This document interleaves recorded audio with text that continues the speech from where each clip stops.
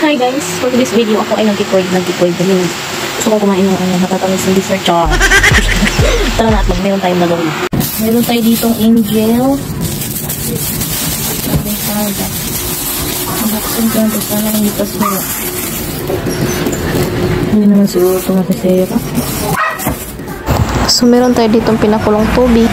Nilagyan kong konting asin at saka mantika. So, yun nga, kumulo natin. Nilagay ko na yung macaroni pasta. Kasi kumulo na siya. And then, hintayin lang natin na kumulo na naman ulit. Ayan na nga, tinikman ko na. Maganda siya kay may kulay-kulay. Hindi na natin kailangan maglagay ng nata di kuko or anything else. What?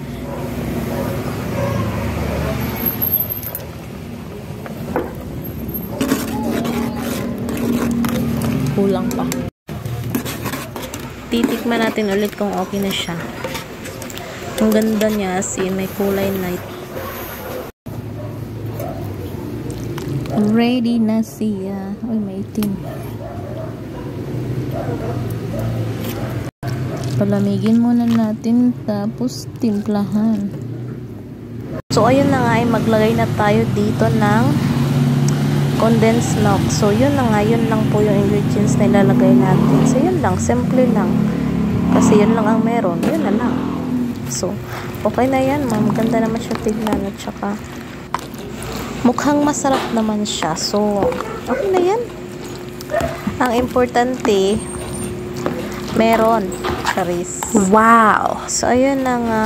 At halo-haluin natin hanggang mahalo silang lahat.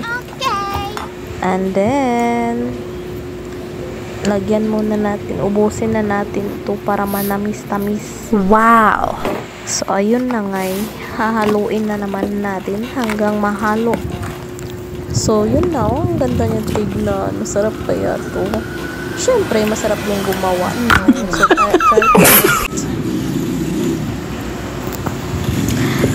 wow! Yummy!